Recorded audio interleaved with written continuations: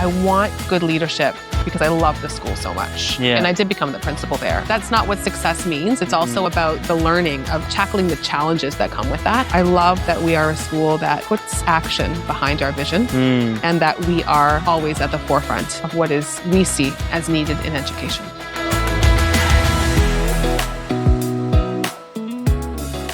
All right. Welcome, everybody, to the next episode of the LearnIt Podcast. Grace, I am super excited to have you joining us today. Thank you for your time. I'm so happy to be here. Thank you for having me. It's an honor. Thanks. Yeah, we're going to go through these really fun questions, get to know Grace a little bit personally, a little bit professionally, get to drill you a little bit maybe. Oh, great. Fantastic. Get to the depth of the answers. But we'll start off how we usually do, which is with your childhood. Okay. And the reason I like to start there is because when I reflect on my childhood, I think there are elements of it that have shaped who I've become today. Right. And that's why I love to learn about, your childhood and what was that like? What would your teachers have described you as? What would your parents have said about you if you were to go back in time? Oh, this is a great question. So I consider myself highly academic now.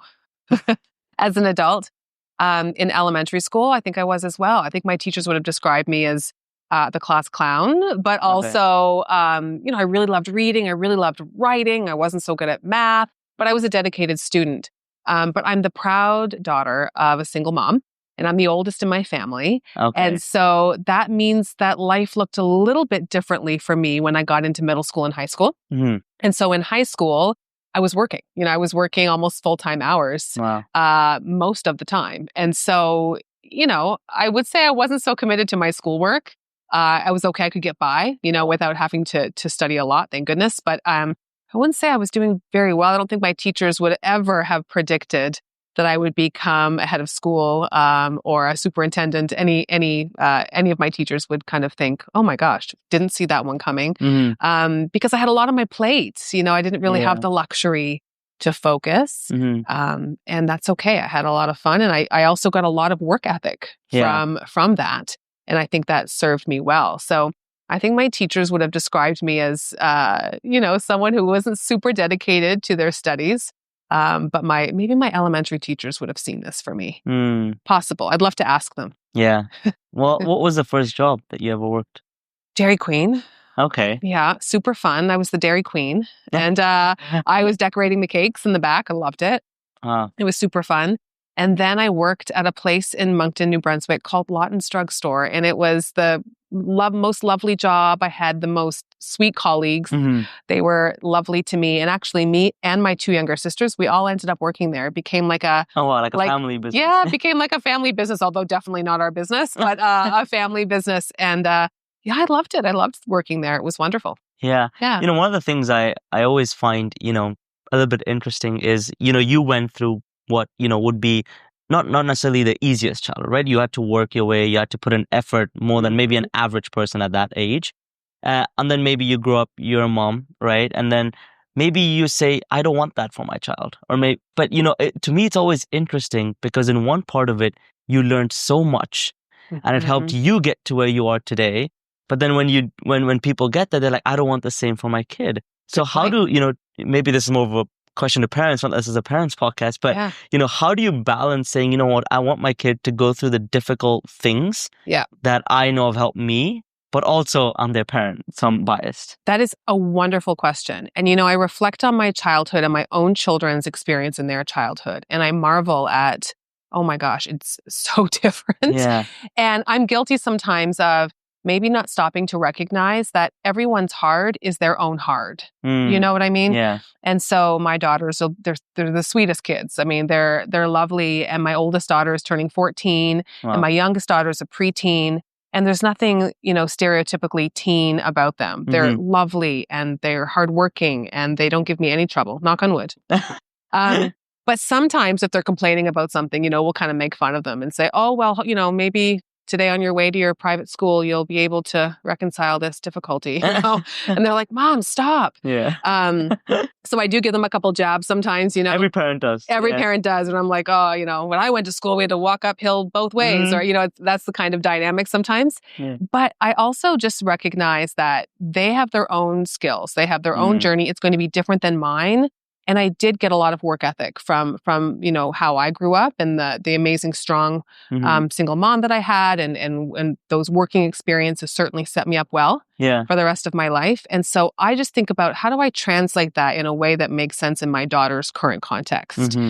So we do our best. They have chores and they'll get a part-time job, I'm sure, when they're in high school, and they have their first camp experience this summer. So I'm hoping maybe they'll want to be camp counselors eventually. Why not? So that's hard, though. It's a hard one to reconcile. Yeah. But you just have to hope for the best, and they're all everyone's on their own journey, and it looks different. Yeah. And from the sounds of it, sounds like you're very connected to your mom. You have a very close attachment, which is always beautiful to see. And my sisters and I are very close, and I have a brother as well, and we're very, very close. Yeah. So and you were the oldest, so you're like a second mom to maybe all of them. Yeah, I think we have an interesting relationship. I think we're sisters, and also there's this other aspect as well. But I'm just so lucky. They're my closest people. I love them dearly. And my little brother, there's a big age difference between us. He was born when I was 21, but there's a big connection to him as well. He's a sweetie pie. I love that. All right. No, that's beautiful. And today you're at Branksome Hall, head of the school. Can you take us back to what the first day was like when you walked into the building? I know you were sharing a little bit behind the scenes, but I'd love to know, what was that first day like for you? What was the feeling like? And for anyone starting their journey as a new principal, vice principal, head of school, what was some things that you did that you think worked really well? Great question. So when I walked in on the first day, I think I was just still pinching myself. And it's like, is this real life? We've lived in many places in 3 different continents. This is the 4th continent that we've lived and worked on. And we weren't sure if we would return to Canada, but my husband and I had always said, if Branksome Hall is hiring a principal, we would come back to Canada. Oh, wow. And so it's been kind of a career-long aspiration to be here at Branksome Hall. It's known all over the world for obvious reasons. I knew about Branksome Hall way back in my China days. And I think I just was pinching myself. Like, did this happen? Did I somehow manifest this? Like, I've wanted this for so long. So it was kind of one of those moments of like, wow. Yeah. And equally a little terrifying of, wow, I've gotten this amazing dream that I've hoped for. I can't squander it. Yeah. How do I ensure that I'm honoring this community? And how do I serve them in the way that they deserve? And the way I approached it was how I've done it at every other school I've been at. And it's worked well. It's like a recipe that works for me. It wouldn't work for every leader, but it works for me. I do one-on-one 30-minute meetings with every colleague in the school, all faculty and staff. At this point in the year, I've met with, I think, about 185 now in 30-minute meetings. And I ask the same 4 questions of everyone. And it really helps me to feel like I'm connected, like I'm getting to know people, just like we are in this interview. You really get to know people through their stories. And one of the first questions I ask is, how did you get here? What was your life like to get you to Branksome Hall, and what's your story? And I have a podcast called Principled, Conversations with Grace McCallum. And it's all about our stories and the people here at Branksome. It's been pretty incredible. And that's been a wonderful way for me to take away some of that fear of I'm taking over for an incredible, iconic principal who many of your viewers will know, Karen Jurevich. She's magnificent. And so really wanting to do the school justice, to make her proud, and to fill some very big shoes. So that's one of the ways that I've done it. And it's been a wonderful experience. No, I absolutely love that. And I mean, anyone listening, you have one more podcast now to listen to. So definitely more learnings. More Shameless learnings plug. No, we have to. And that's definitely, very interesting, because everybody approaches one thing that's always good is you're not going in guns blazing saying, we got to do this, we got to do that, you got to do that. You're starting saying, let me understand the lay of the land. Let me see what's going on. Your calendar must have probably been crazy with all these 30-minute meetings and all that going on. But it's been really, really busy, but I wouldn't have it any other way. Yeah. So that's been just fine. And you're right, you can't come in that way. It's the kiss of death of leadership. And I'm not, I would hope I'm wise enough now in my career to know that. Yeah. It's got to be a slow process where you're really working hard to develop your balcony view of the organization in a way that is clear and intentional. Absolutely. Yeah. Absolutely. Yeah. And when you think about your journey here so far, what makes you most proud about is there something specific that is just really close to your heart that makes you really proud every time you think about it? That's a hard one because there's a lot of things I've been proud of this year. I'm really proud of the people that I work with in our senior leadership team. They have made my experience this year the success that it has been. Yeah. So I'm really grateful to them. Really proud of the relationships that I've built. I think it's hard to be new. And, I think a lot of people at Branksome Hall have been new, of course, but maybe not in a position like this. And yet they've been so generous and understanding. And my relationships that I've been able to build, I don't take that lightly. It's not easy to be new. And I'm really proud that I have so many people here that I already feel are dear to me. And I have to say, I love the students here so much. I've never had a school that so immediately I felt that I had strong connections with the students. And that takes time. Kids, as they should be, can be dubious and are like, they want to kind of suss you out first. And the kids here are just, I don't know, they're made different. They're lovely and embracing. And I'm really proud of our relationships. How would you describe yourself as a head of school? Like, are you strict? Are you fun? Are you, I think how would you describe yourself? I think if you asked the kids, they would say that I'm strict and fun. I hope they would say that. So, I really believe in small things like the way we show up. It's really important. We're at a school with incredible legacy and we need to honor that legacy. And one of those things is like with our uniform. So, of course, kids will be kids and we don't expect them to be robots. We're trying to dismantle perfectionism. That's not something that we want. And yet we have a uniform and I would like it to be worn correctly. If we're going to wear it.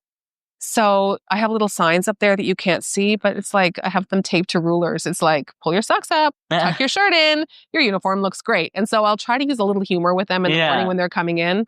So I think they would think that I'm maybe a little playful, but also pretty strict around certain things. I like that. No, I mean, I grew up in a school that was also uniform based. Right. And so I remember, and I was a bit mischievous, I'm not going to deny it. I used to be one of those kids that I wouldn't like, maybe sometimes my socks wouldn't be up all the way and I wouldn't. Be a big problem here. Yeah, I was going to say, I don't know if, walking in and Grace is like, socks up, first things first. But I get the value of it now. Yeah. And I didn't see the value of it then because I was a kid, right? But it's like, that's discipline. It isn't about the fact that, the socks look better when they're higher. No. It's about discipline. Right? I think it's about honoring the strong shoulders on which we stand as well. This school was built by powerful women. Yeah. And this is a uniform that's an honor to wear. It signifies Branksome Hall. When you wear it, everyone in the city knows that student goes to Branksome Hall. Yeah. And I think it's important that we honor that legacy. Yeah, absolutely. No, 100%. And there are other things to be strict about, but that's just the one that comes to mind. No, 100%.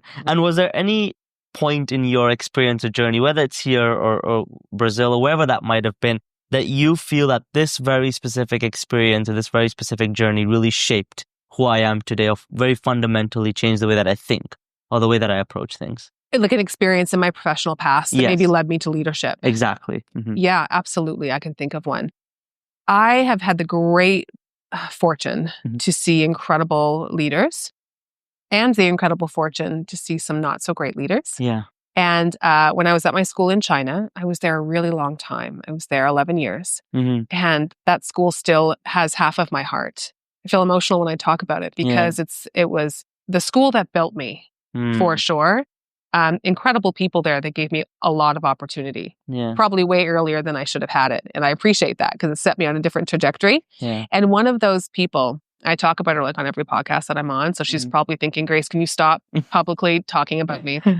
I promise, Carolyn Norman, I'm not obsessed with you, but I kind of am. So Carolyn Norman was an amazing principal and she gave me a lot of belief in myself. And she also was someone that showed me what great leadership looks like. And then we had rapid succession in many different leaders coming in after her. Some were good and some didn't understand the school, let's say, and it was more challenging. And I think as a teacher who loved the school so much, it was a moment in time when I realized, if you can't do it like Carolyn, you shouldn't do it. And I thought, can I do it like Carolyn?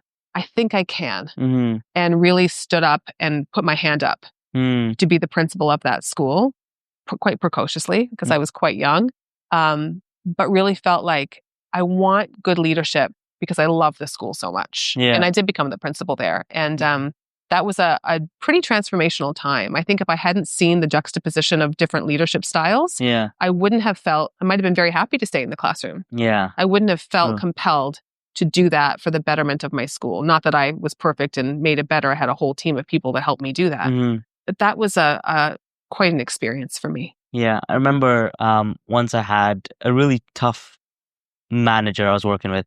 And I called my dad up. I'm like, yeah, this sucks, right? And I'm like, I feel like it was so good and then it's so bad. And he's like, well, it's good because now you know what you don't want to be like. Yeah. And I was like, you know what, that's fair, because I don't think I would have known what I don't want to be like unless you experience leadership that in your eyes is poor.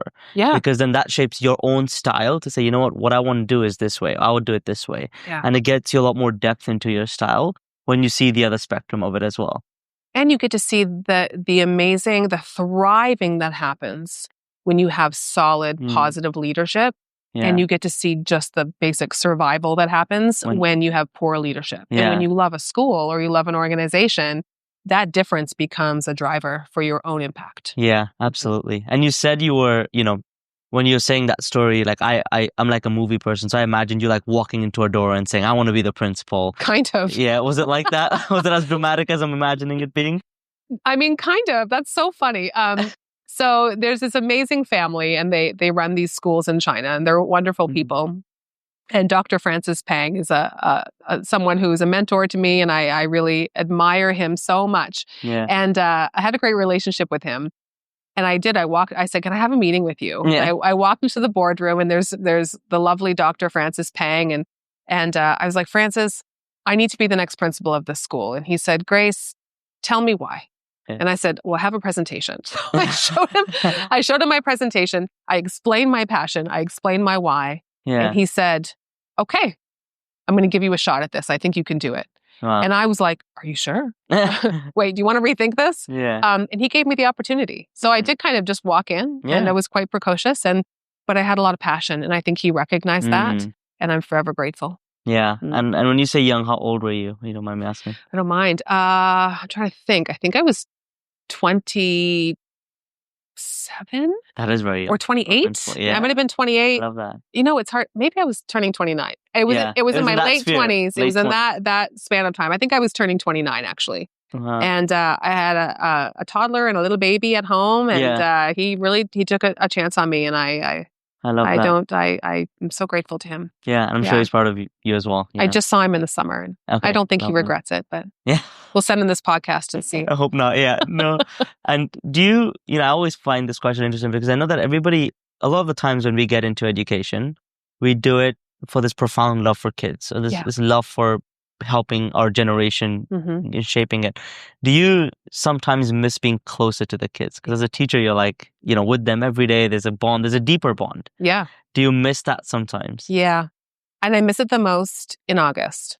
Yeah. When I see everyone getting their classrooms set up and they're writing name tags to put on lockers, and I miss that feeling. It's such a rush. Yeah. You know that all of the wrongs from the year before, you can fix them this year. It's like a fresh start and a fresh group of kids to impact. And I get a little jealous. I have a moment of a FOMO for sure. Yeah. But I think what helps me past that is I hope that my impact on students, is broader now. That, and honestly, I've just always been a super fan of teachers. They're superhuman people.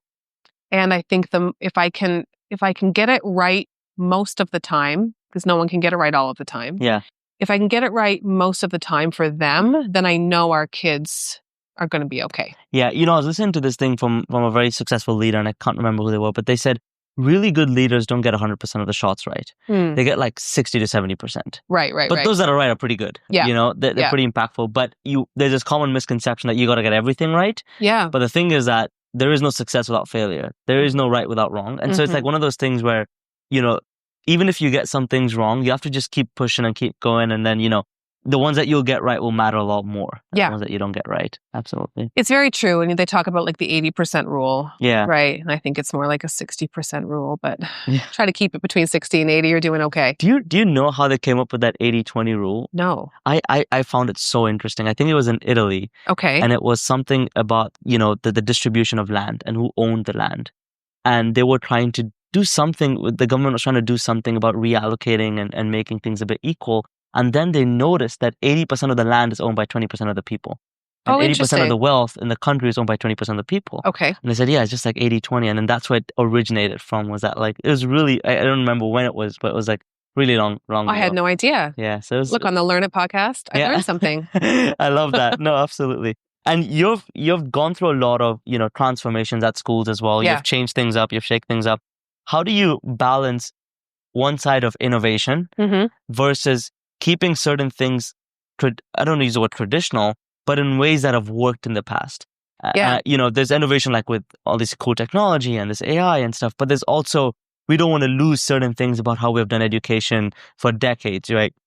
You look at least for me, the human interaction, the social interaction, all of these different pieces. So how do you think about balancing innovation while still keeping the core components of education intact? You don't want to throw the baby out with the bathwater, as they say. And education is notorious for these massive pendulum swings, right? And that's where you get some discontent with teachers and staff at schools. When you're bringing something in new and like, well, we did that like 10 years ago. Yeah. And it fell out of popularity. Now it's back again. So I think it's important as a leader to be aware of that. And I think it's also important, though, to remember you have to honor the past to innovate for the future. It can't feel like whiplash for people. It's really important to honor the work that's been done, the things that have been tried, to recognize the initiatives that maybe didn't go well, that people still wear, because for our teachers and our staff, they're the ones that are going through the motions of having to put those things in place. Yeah. And when they don't work, it chips at the armor. We've got to be aware of that as leaders. And I think that's where deep listening and community engagement is critical when you want to drive transformation. It has to be student-centered. It's got to come, when you want to get people on board in a school, it's got to be student-centered. It has to be data-driven. Right. I also think it has to be incremental, the change, very strategic, planned out. Yeah. And the why has to be so clear for people. Right. That why has to be solid.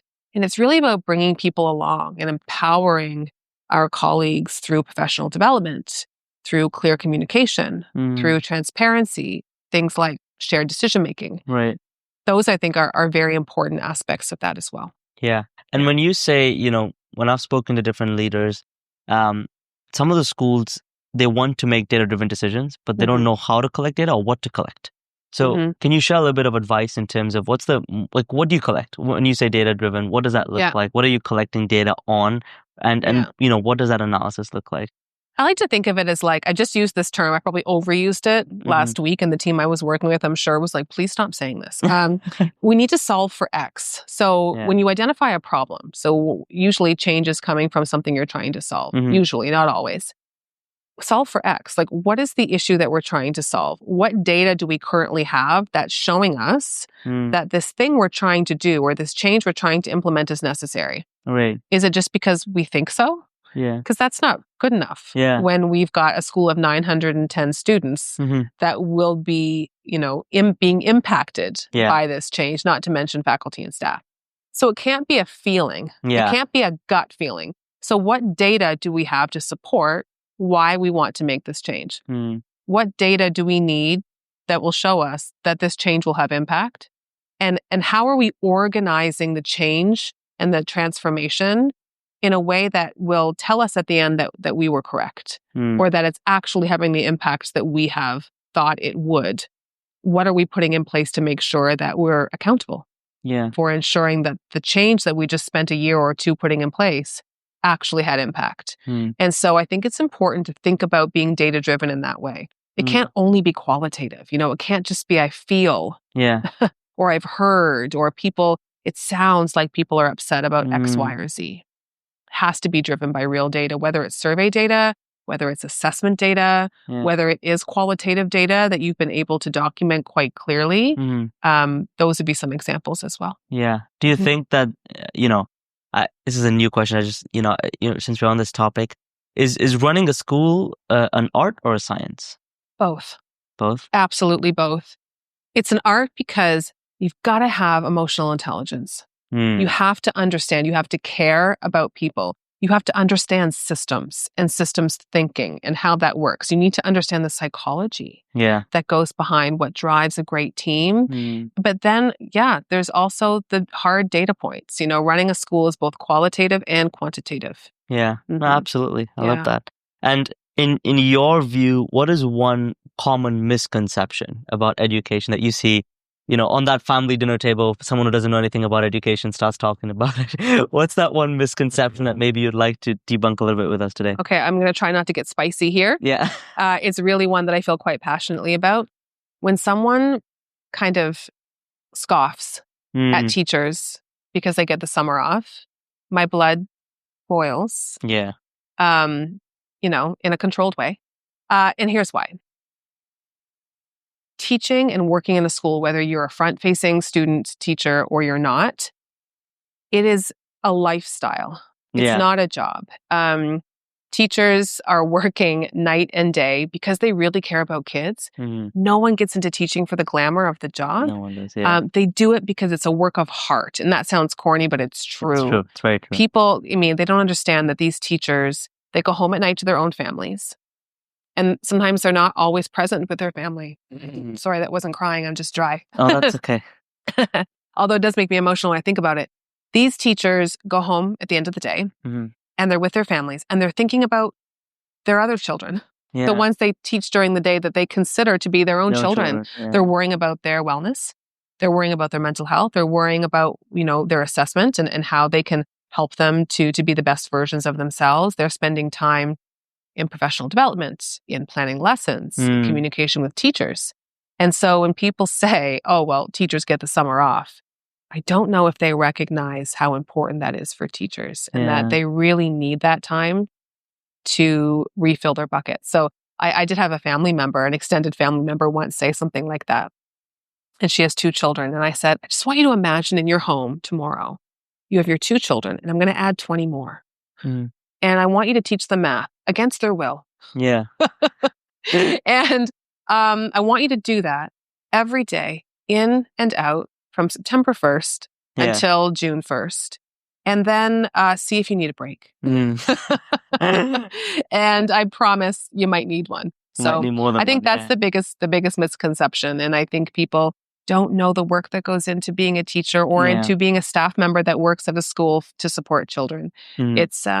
It's a beautiful job. Yeah. And it's a hard job. Yeah, absolutely. I say that education is a passion-driven industry. Yes. And, people go into education, it's just pure, deep love and passion for what we do and the kids and everything along those lines. And, whenever I do sessions or whenever I do, I say, wow, I am so tired. It's been a day. It's been a day. And then I think 8 months or like 6 months nonstop. I have too much respect because I know how much energy it takes from your system to be able to interact and engage and do meaningful things for kids. Especially school is fun because they've got their friends there and they've got break time and they've got lunch. It's not fun every time because I've got math class. So you're taking kids who don't necessarily always want to be there, but they have to, and turning that into a more exciting experience for them. And that is an energy training thing, but it also gives you energy at the same time.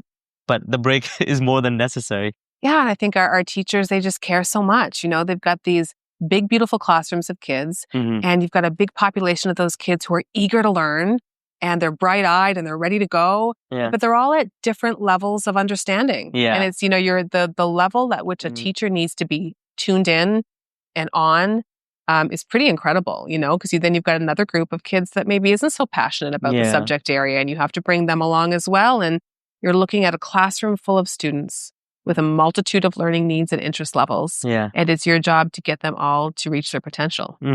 Just a small task. No summer break needed. Yeah. No, I love that. And I'm going to ask you a question specifically because you spent time in China, culturally very different from an education perspective. I would say more rigorous, in my words, education academic-wise. You come to Canada, it's slightly more different.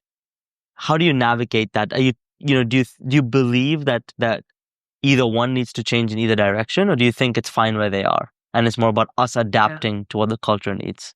It's a difficult question for me to answer, mostly because my school in China was an international school. So it was a Canadian curriculum from New Brunswick, actually. Oh, very nice. Yeah, okay. It was wonderful. So it was quite similar to Branksome Hall. Yeah, in its curriculum. Everything. Same thing in Germany, same thing in Brazil. Wow, okay. All IB schools, just like Branksome. So I would say it was quite similar. So it might be hard for me to kind of compare and think which one's better or worse. Yeah. I think it all depends on the needs of the students. But I would say comparative-wise, the 4 schools that I've worked in have been quite similar. Yeah. Did you do IB yourself? No, definitely not. No, I was in a public high school in New Brunswick, and I definitely didn't do IB. Yeah, I did IB. Oh, you did? Yeah. Because you grew up in Uganda, right? And it was hard. Yeah, it was a lot of work. It was a lot of work. It's a lot of work. And at Branksome, we have another track as well that's called IB Select. Okay. So it's still IB, still very, very rigorous. In fact, depending on what courses you choose, it could even be more rigorous. Yeah. But it's full IB, but students get to choose. It's more of an opportunity for them to decide really where they want to focus. Yeah. As an IB student yourself, it's quite scripted in terms of there's lots of choice, but it's more scripted. You got to choose like multiple choice. Yeah. You got to pick what you want to do and fit it in there. Exactly. And IB Select, which is a new program at Branksome, it's full IB, but it's an IB program, but we allow the students to have more choice. Okay. And so it gives them more options. I love that. Yeah. Maybe after once we're done shooting, I'll tell you how much I got in IB. Oh, great. Yeah. And that way, you don't want to have that on camera. Yeah, maybe not. Yeah, I don't know who's going to come after me. Yeah, but I still remember my teachers asking for my CAS hours and where my TOK work is. And I'm like, it reminds me every time. Working on that EE. Yeah, I'm still working on the EE, 20 years later. Still in progress. Still in progress. It's too many words for me. I love that. And, one of the things that I believe is very core to you is this, diversity, equity, inclusion, and that sort of realm of thing. And how do you ensure that these aren't just something that we talk about at schools? That, oh yeah, we're diverse and we're inclusive, right? Yeah. Every school says that, to be fair, right? How do we ensure, or what are some cool things that you think have been done at Branksome that really embody those values? Coming from an international school background, I think international schools, because they're called international schools, sometimes they can feel like, well, we've got this covered. We're international. Yeah. By design, our population is diverse. And it was really interesting to be in those schools to think about, well, just because we're diverse and just because we have the word international in our title doesn't mean that we're living everything. And so I think it really leans on leadership commitment and accountability. And for the leadership team to model that and for teachers to model what that means to be inclusive. And I think where we are in place and time right now is a very interesting time to be alive and also a very interesting time to be an educator and an educational leader. And something we're really focusing on at Branksome Hall is, what does it mean to really be diverse and to really be accepting of multiple perspectives? Yeah. And so thinking about this concept of civil discourse and thinking about what does it mean to provide opportunities for our students and for our teachers and our leadership team, everyone in the organization, to practice really listening to understand, not just waiting for our turn to talk, or waiting for our turn to argue. I mean, when I went to school, we were taught to debate. You choose a side and you debate it until every argument you can come up with until you win. Right? And that's a very important skill still, and it will always be an important skill.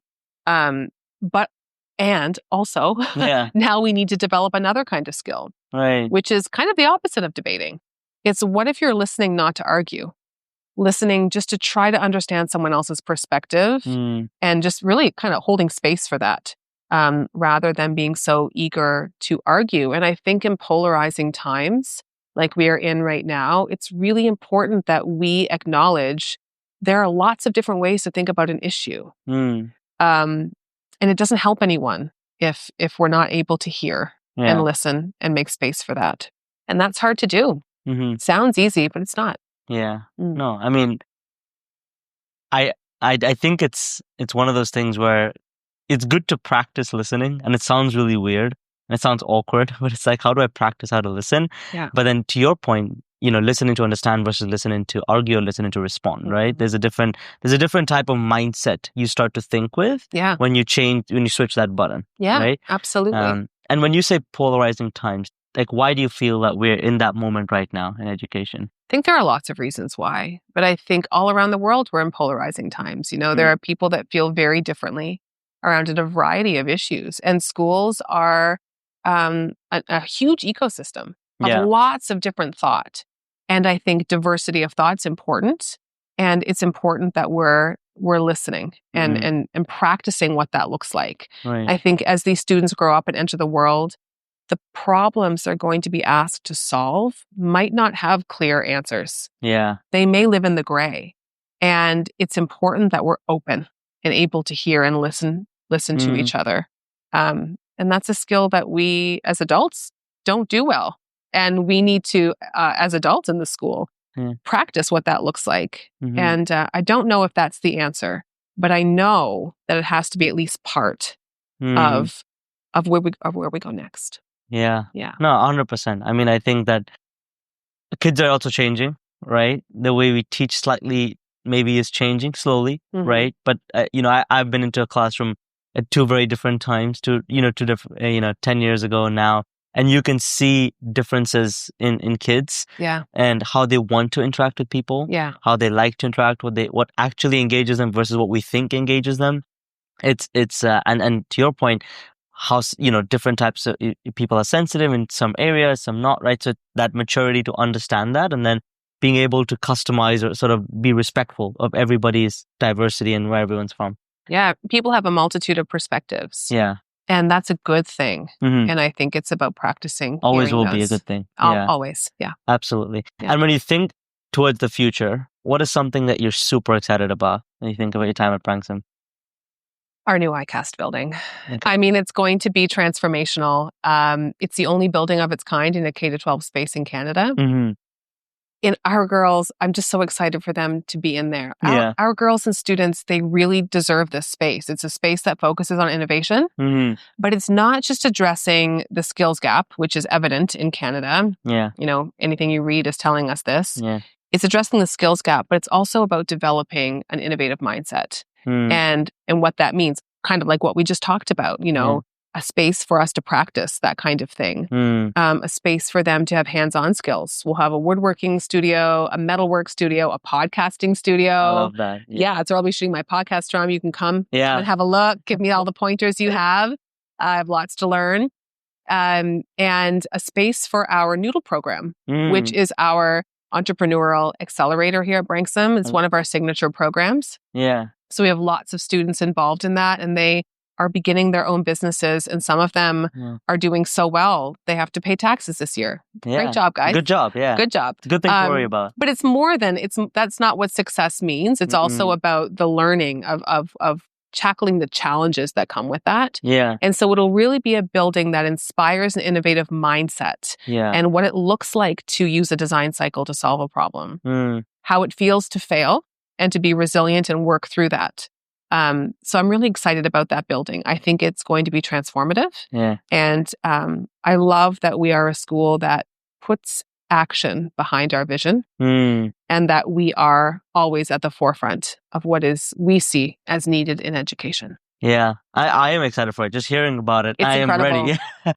I can't wait. You should come and see it when it opens. It sounds like a beautiful space. And I feel like, amazing. One of the things I always tell people is the environment is such a big factor in everyone's learning experience that we always undermine the environment and we focus on other things. But when you have a space that's dedicated to something and the vibes are different and there's something about that energy that's different, it will breed more creativity. It will breed, and it's something that we can't maybe fully comprehend why, but that environment plays such a big role in a kid's learning process. So I am certain that it's going to be a very, very nice experience for the girls. It's going to be incredible. We're going to have an expert in residence program where we invite, maybe you'd like to come, where, we may have people there for a day or a week or a month or, for example, our entrepreneur in residence all year for our students to learn from. The goal is that we want our girls and students to see themselves in this building and see the building as a world of opportunities and to be able to see what's possible. Yeah. And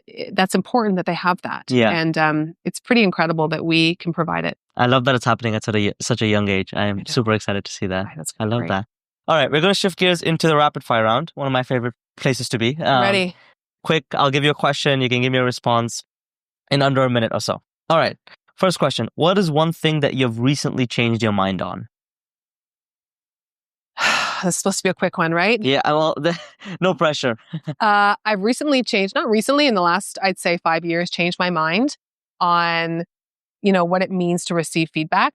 There's, in leadership, sometimes we say, if you're in the nosebleed section, I don't really need your feedback unless you're down in the arena with me. Yeah. I've actually changed my mind about that. I think feedback is a gift. When you open it, sometimes you get a paper cut and it stings, but you're not entitled to it.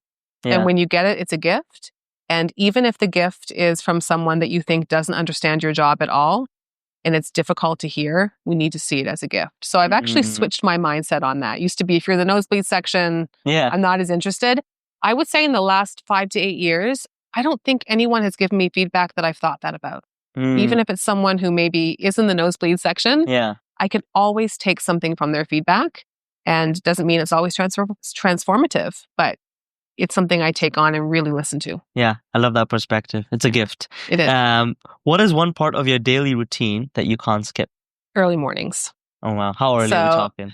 Well, it depends. 4:30 to 5. That is early. Okay. It's early, but it works for me. And that's when I get my workout in. That's when I clear my email box. I get ready for the day.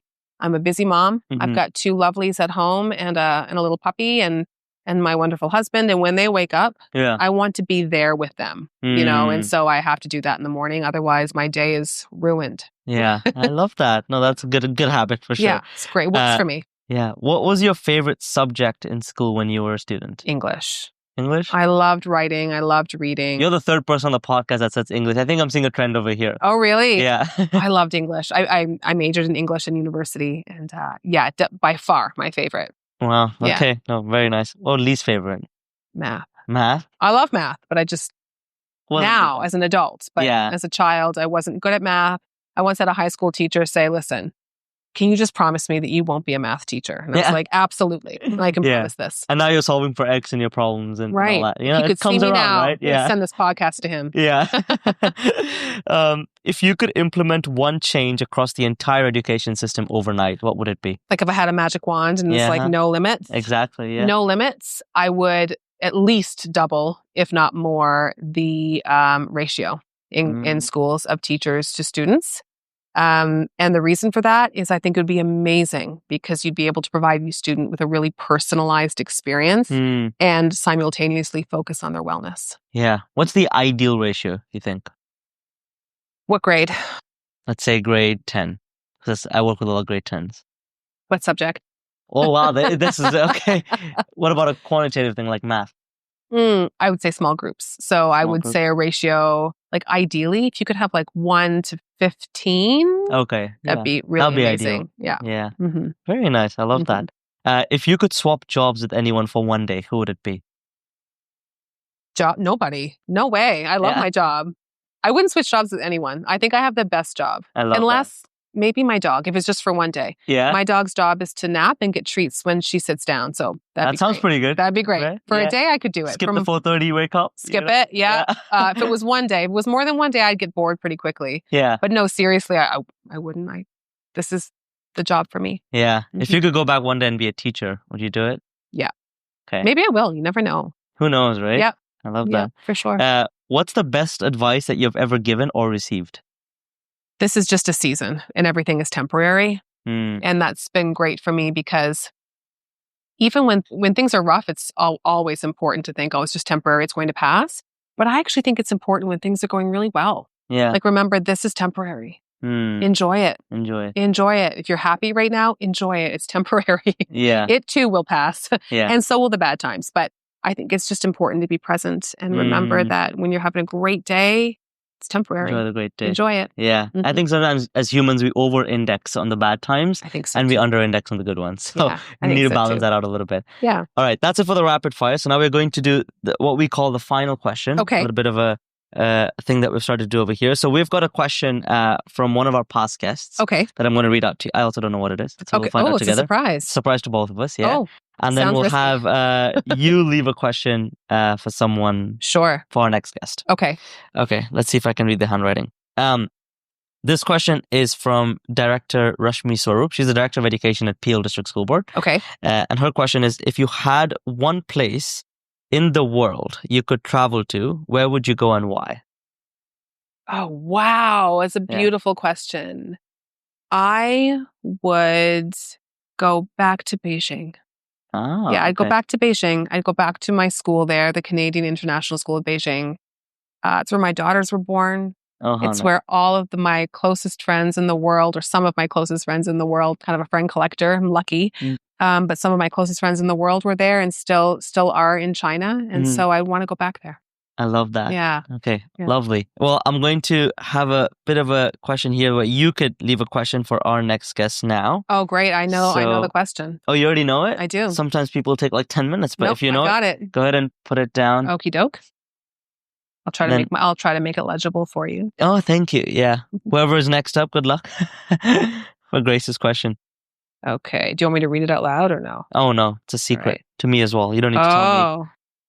It's always fun because then I don't know what to expect. Sometimes they're really serious. Sometimes they're really fun.